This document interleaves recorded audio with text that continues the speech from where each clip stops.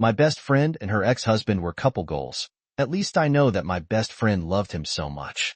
When she found out that he cheated on her with a coworker, she was in so much pain that she miscarried. She left him, of course. After a short while, we heard that he started dating that colleague, which gave her more pain. And it didn't help that the woman was gloating about it on social media.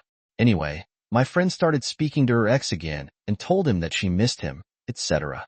He left the coworker, but then my best friend said that she couldn't forgive him anyway and broke it off again. Again, he started dating the coworker again. This time, the coworker demanded that they got married because of what he did when he left her. This time, my friend was very cool about it. She wasn't in pain and she just said, "Oh well, they got married last August." Today, I know why she's been too cool about it. She's been talking to him again, and before resuming any relationship with him, she wants him to get divorced. Then she told me that once he is divorced, she would tell him she didn't want him anymore. I was shocked. I told her so, but she was very indifferent, saying that she didn't lead him on, didn't sleep with him, and didn't promise him anything, just that she wouldn't want to have anything to do with him if he was married. I told her that this was going too far, but she got upset and told me that I would be the a-hole if I warned any of them. Am I the hero? Okay, it says on the back of this one. Frankly, the most important thing for you here is helping your friend move on. Whether she is in or not doesn't matter. She shouldn't spend her time plotting revenge because it is not healthy for her. OP replies saying, "That's the thing. I'm not sure if she's handling the situation the best way to move on. I'm worried about her." KLY replies to that and says, "I agree, but that isn't going to be solved by telling the ex to leave. Leave the ex to his own devices. He's obviously an idiot anyway. Try to help your friend move on for real, if you can. She might need therapy, especially grief therapy for the miscarriage." Happy F says, "Yes, Major. These people have inflicted so much pain and trauma on her. Not everyone is the high R type. Let her have her revenge and stop judging her for how she goes about it." A turbulent message says, "You would be the ex, and his girlfriend or wife will probably not believe you because you're the ex's best friend. Your best friend will not forgive you for betraying her confidence. Stay out of it and tell your friend that you don't want to hear any more about her plans." Reaction Novel says, "To be honest, all this story is telling me is that the man does not care about either woman.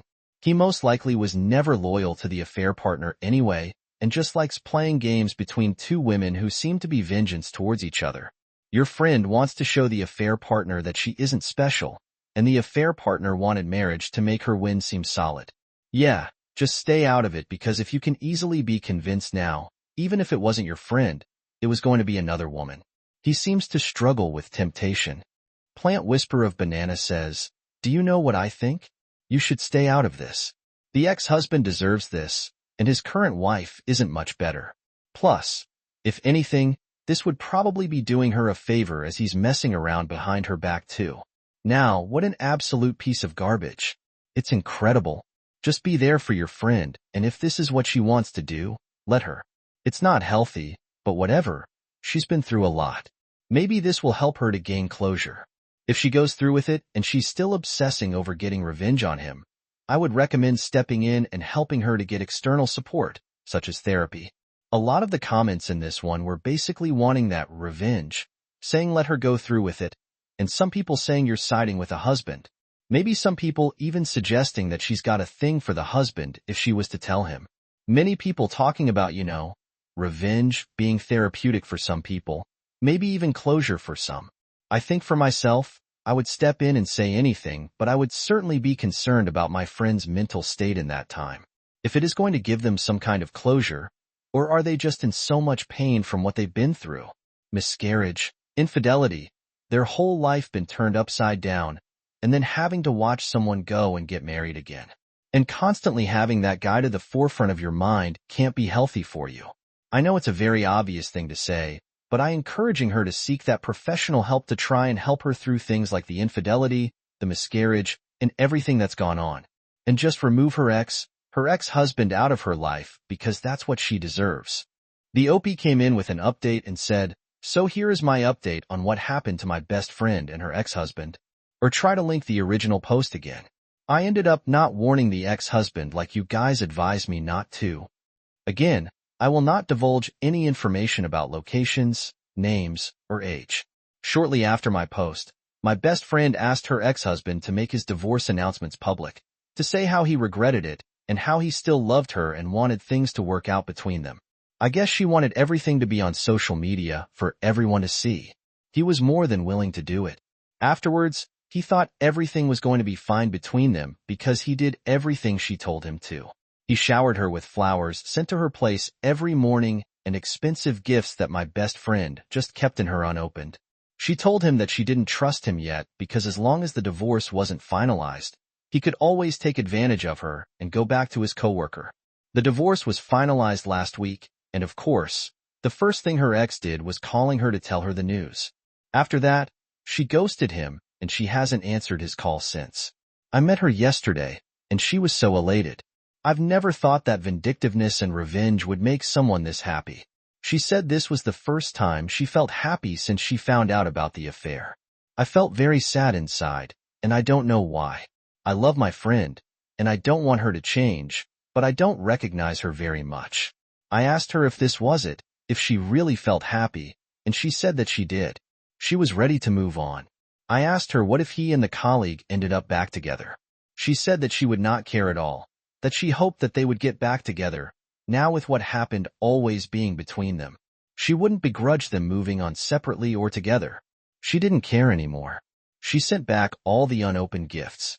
I don't know what to feel but terrible sadness. These two loved each other more than anything, and were so happy together at one point in their lives. And now, my friend, she was the kindest person I knew, and now, oh well. This is my update on the back of that one.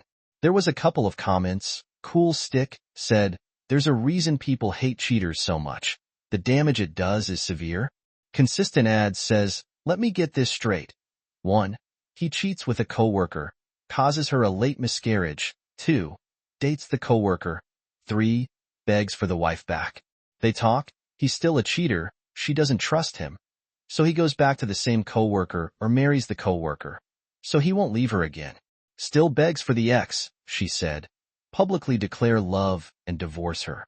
5. Long-term revenge. He divorces the coworker and tries to win her back. Friend is finally at peace. The reason she doesn't care is that your friend showed, the other woman, coworker, he will always want her. He is still a cheater and nothing special. And if the coworker takes him back, they will now have all this between them. I can see why she's at peace now. Hopefully, she will move on, just be a friend and a supporter.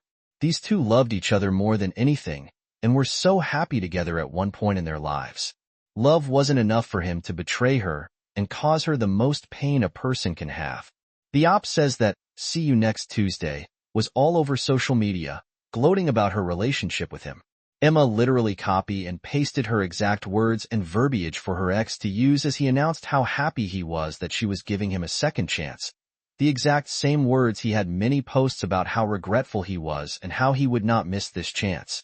Now, she's deleted all of her social media, probably out of shame and humiliation. Big Zucchini says, I get where you're coming from, but I think she was in the right. He made vows to your friend and broke them. A child died, and the whole life she had planned died with it. She showed his new wife just how little his vows mean to him, and how little both women mean to him. Sure, it was entrap man, but it only worked because he's an awful person. If he had stayed loyal to his new wife, then your friend would have had to move on. He didn't. I get that you're worried about who she is now, but she's still grieving her child, relationship, life, future. Anger is a perfectly healthy phase of grief. There is a good chance she goes back to being EXA, exactly who you thought she was. Now you know she's capable of standing up for herself and not being so kind that she ends up a doormat. Revolutionary Bad says, maybe I'm a bad person at heart because I think what she did was pretty badass. Men screw over women every day. Women sit around and cry and complain, but this is what they should do. Sweet revenge, and there was a lot of debate below this one with revenge, giving her that closure that she ultimately wants. Whatever happens going forward, I do hope she finds that closure, whether it's through professional help or what she's been through, because she's been through a hell of a lot, and I'm sure it's going to take more than this to get her past it. But I really do wish her the best going forward. and I'm going to turn this one over to you guys. What do you guys make of this situation? Let us know your thoughts down in the comments below, and let's move on to another story. And for our next story, it's one that we've covered in the past that has a new update attached. As always, I'm going to go through the initial parts of the story, then add the update on the end. Timestamps are always down in the description, so you can skip certain parts if you want to. It says, would I be the for secretly recording my dad's girlfriend? I'm male, 20, and I was a former foster kid. I was never adopted before I aged out, but I was placed with Joe when I was 10, and we were a long-term match by the time I was 14. Joe's the only real V I've ever had, and I consider him my dad, even though the whole adoption thing never happened.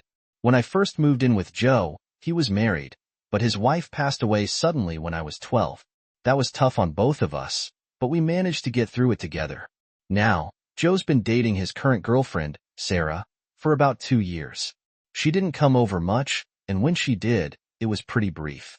But 3 weeks ago, she moved into our house because she lost her job and couldn't afford rent anymore. I don't know if she was always like this, or if moving in has brought out a different side of her, but Sarah's been acting really strange whenever Joe isn't around. She completely ignores me, won't even look at me when I speak, won't answer questions. Nothing.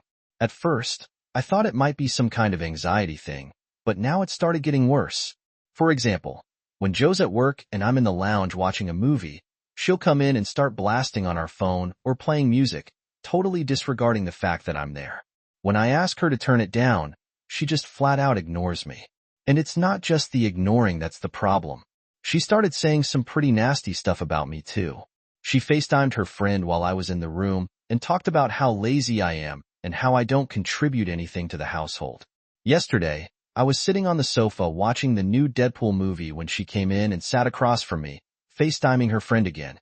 She started talking about how she and Joe were trying for a baby and how excited they are because neither of them have had children before. Those exact words felt like a slap in the face. I know Joe wouldn't have said something like that because he considers me his son.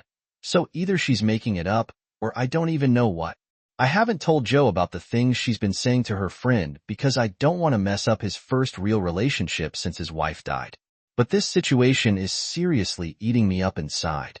I mentioned the situation to a few people, and a couple of them suggested that I secretly record her behavior when Joe isn't around, so that he can see what's really going on.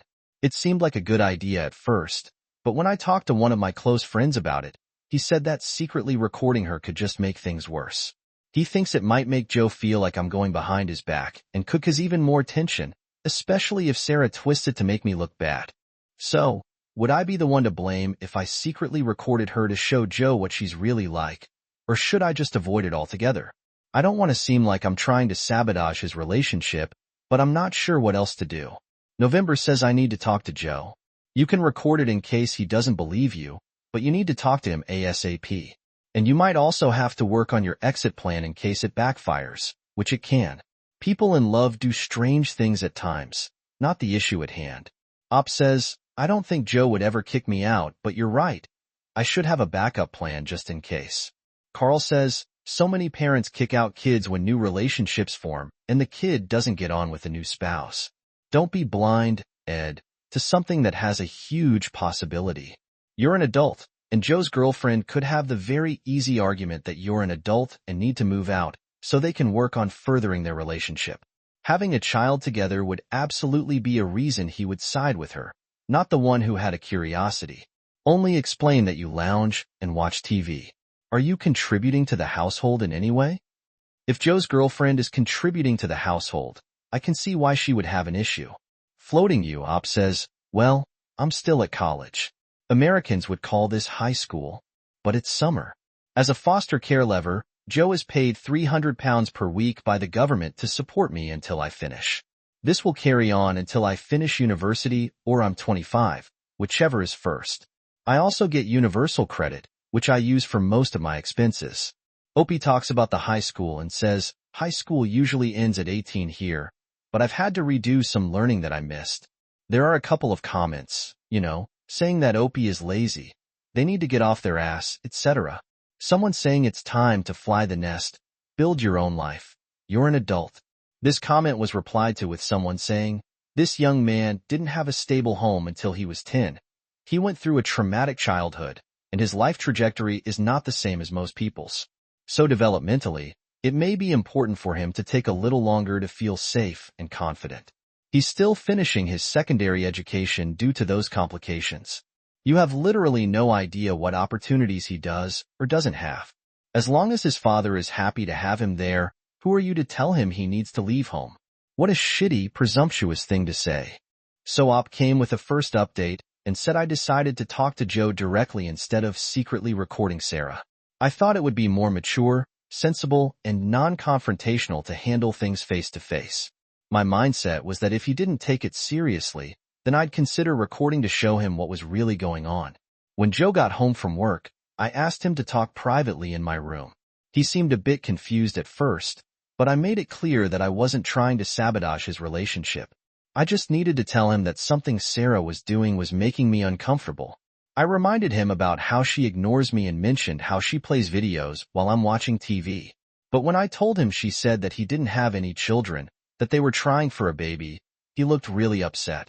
It felt a bit awkward, but Joe called Sarah into the room to talk with us. He asked her if what I said was true, and she immediately denied it. You could see from her body language that she was lying. I'm not sure if she just never expected me to say anything about how she's been treating me or what. Joe firmly told her that this is my house, not hers, and that while she's a guest here, she can't be disrespecting me. Things got a little heated, and in the end, she apologized to me, though it was through gritted teeth. I accepted the apology, even though I'm not sure it was genuine. After that, Joe asked if I was still comfortable with her staying with us. I said I was because I didn't want to break them up. I just wanted to tell them what was happening. However, she decided to stay at her friend's house for the night, which made the situation feel even more tense. I can tell Joe is really upset now, and I feel super guilty for making him feel this way. He insists it's not my fault. We ended up having kebabs for tea, but even so, I can't shake the feeling that I've caused a huge fight between them. Joe went to bed early, and now I'm stuck feeling bad about the whole situation. I just hope whatever happens next, things will settle down. Thank you, everyone. Remember that last update about having the kebabs for tea, because it seemed like such a curveball to me at the time. I don't know why, because it's like really deep stuff going on, but then we had kebabs for tea, brewy bonus. Op came in with the latest update about a month later. He said, so, about a month ago, things seem to be getting better, at least on the surface. Joe and Sarah got back together, and I gave them my blessing because Joe really wanted it to work.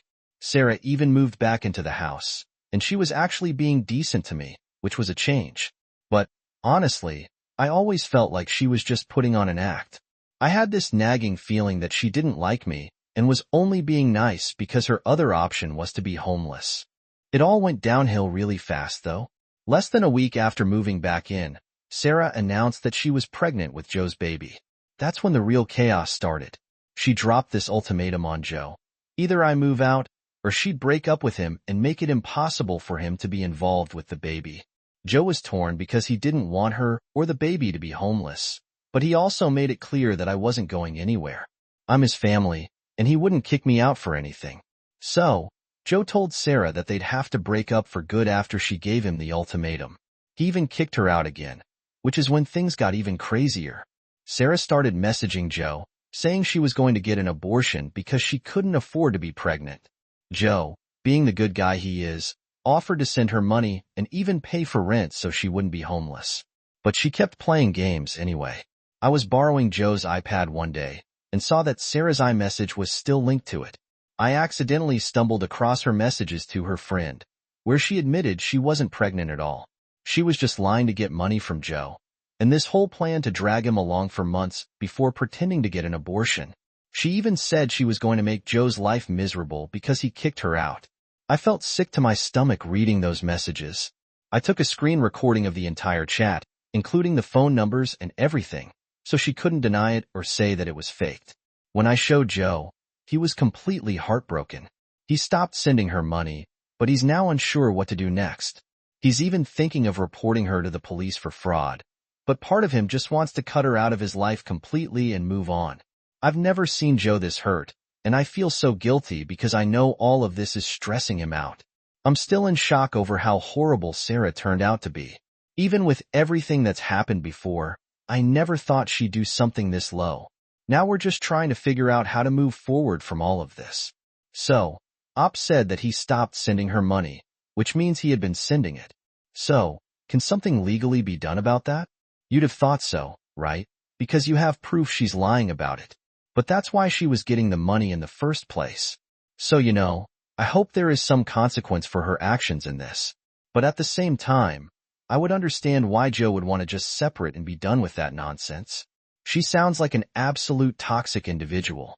Joe sounds like a really decent guy, and I hope whatever happens going forward, he does find someone that he deserves, rather than someone like Sarah.